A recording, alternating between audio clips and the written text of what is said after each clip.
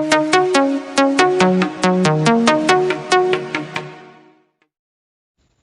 morning, students. This is Amir. Welcome you all to the online classes of English grammar. I hope you all are fit and healthy and fine at home. Today, I am going to talk about your first lesson of English grammar, that is interchange of sentences. So before going to discuss about the lesson, just recall some idea or some information. What is sentence and what are the kinds of sentences.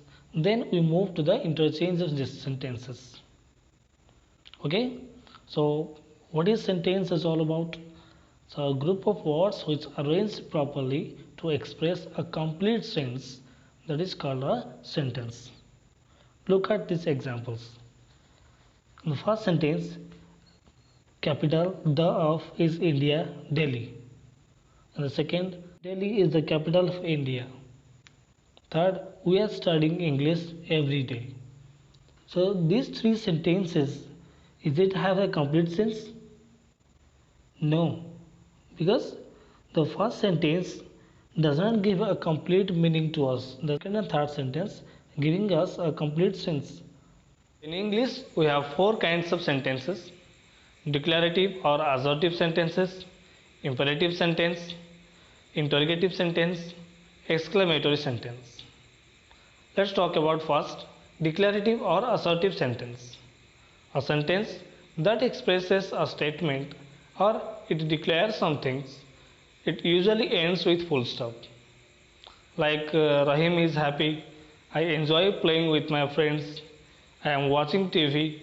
So most of the sentences that gives us something information or declare something else, that we can call it a declarative sentence.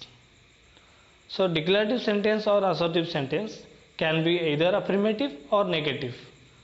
Affirmative means positive. So either it is a positive sentence or a negative statement. Like I like to eat pizza, I do not like to eat pizza.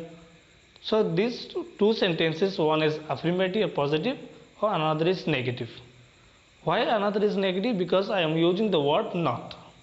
So that word not, it gives us a negative information to us.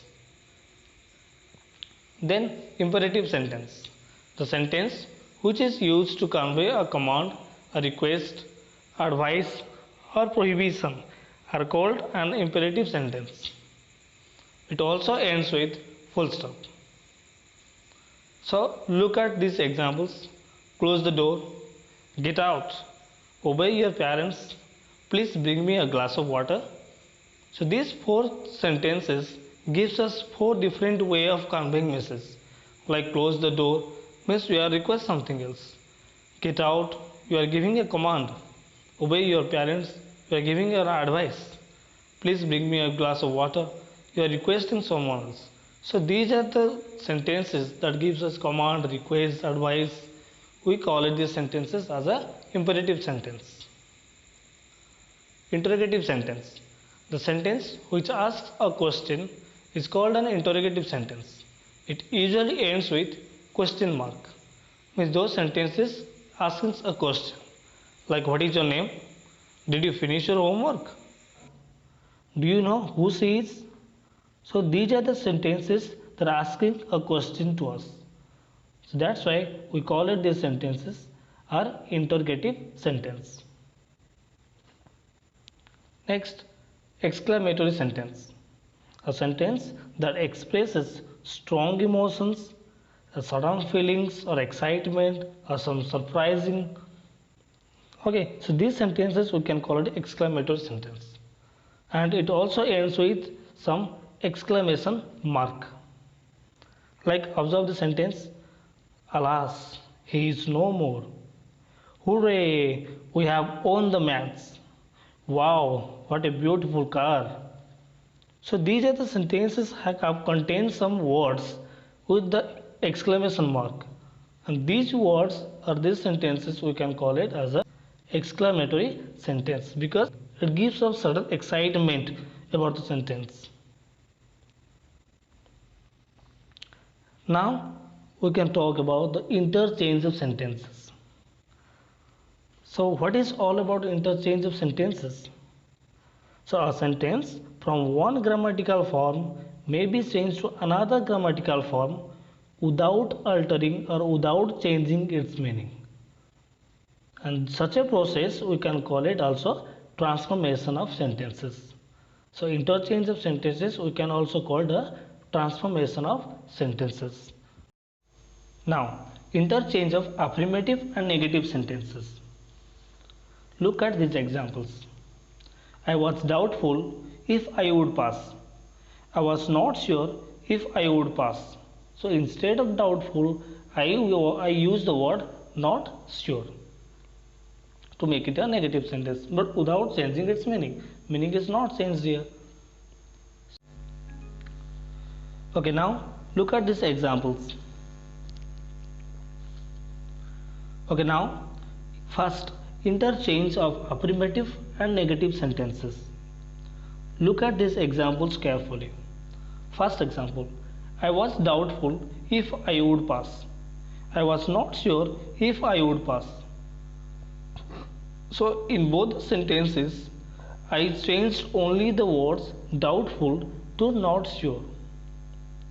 So if I want to change the affirmative sentence to negative, but I have to maintain the meaning same. I have to keep the meaning same. For that, I change the doubtful to not sure. So doubtful opposite is sure. So I put just only one word, the negative word not before the word sure. So it make a negative sentence that I was not sure if I would pass. So like the same way, all second sentence, like the same way all the students like the program. Means none of the students disliked the program. So liked opposite disliked. All the students, so none of the students. So none of the students disliked the program. That is means all the students liked the program. In the same way, everyone found the play interesting. So no one found the play uninteresting. So I make it both the words here in the opposite. Interesting opposite uninteresting. Everyone, that is no one. So here both the words I change to opposite words I retain. So that is make a negative sentence, and also meaning is the same. Meaning here does not change the meaning. So you have to keep in mind when you are changed affirmative to negative, you have to maintain the meaning same. Here one note, to change the affirmative sentence into negative sentence, we use words like not, no, no one, none, like this. Words we are using to make it a negative sentence. Now, next one is interchange of interrogative and assertive sentences. Interrogative means asking some questions. Assertive means declaring something. Okay, is he not a bright student? He is a bright student. So in interrogative sentence, we have retained the first verb, then subject he, and we are using whatever the rest sentence. But in the assertive sentence, we have to write the first subject, then verb, then rest of the word. Okay, it's simple. So like the second example, was he kind to you? Was he kind to you? So we have to write in the assertive, we have to write the first subject he, then verb was, then rest of the kind to me. So he was kind to me. To the last, can you not solve this problem? Can you not solve this problem? So like this, you first subject, then can is the verb, and solve this problem. And assertive also can be affirmative or negative. That depends upon you. You can solve this problem, you cannot solve this problem. Then interchange of exclamatory and assertive sentences. So exclamatory sentences mean there are some sentences have some or express something sudden feeling or express something surprise, excitement sentences. Is you know? And assertive is something declares something. So here the first example, what a horrible moment it was. So in the assertive, it was a horrible moment. So always remember assertive sentence structure is subject plus verb, then rest of the sentence. The second example, what a nice flower it is. It is a very nice flower. At the last, hooray! We have won the match. So it is a matter of joy that we have won the match. Just observe the last example. Hooray! We have won the match. So in the assertive, we have to express the word hooray. So it is given a joy, or is it giving some sadness? What kind of expression that word trying to give us? So you have to express that to make it a assertive sentence. So here hooray is something a strong excitement. So that's why I express it as it is a matter of joy. Then we have to use that word that, then write another clause. We have won the match. So it is a matter of joy that we have won the match. Sentences containing the adverb to. We can change the form of sentences like he is too clever to be easily deceived. He is so clever that he cannot be easily deceived. In the second one, he is too cowardly not to bend. He is so cowardly that he will bend. So in these two examples, we can see that I replace the word to so. Then I have given written another clauses that use begin with that, and also one negative word cannot. If the adverb to is followed by an adjective and then to plus verb, we expand the sentence into two clauses. The first containing so instead of to, and the second beginning with that. So just remember the sentence just to replace the to into the word so, then begin another clauses that begin with the that. Last but not the least, degrees of comparison. In English, we have degrees of adjective and degrees of adverb. Degrees have three forms. One is positive, comparative, and superlative. So positive degrees are simple adjectives and it is used in a singular way.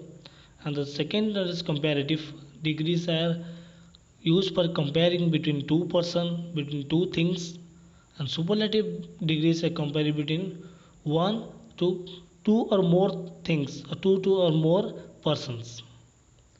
So look at these examples. No other country is as rich as America. In the comparative form, America is richer than any other country.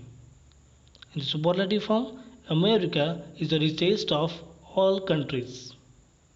No other metal is as useful as iron.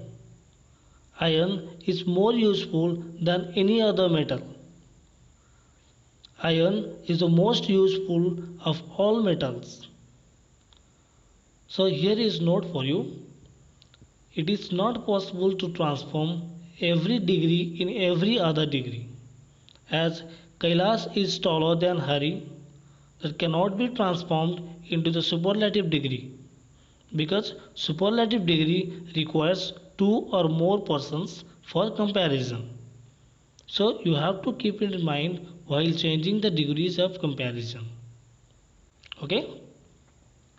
Thank you students for being with me at the last of this video. I hope you understand better and you enjoyed this lesson.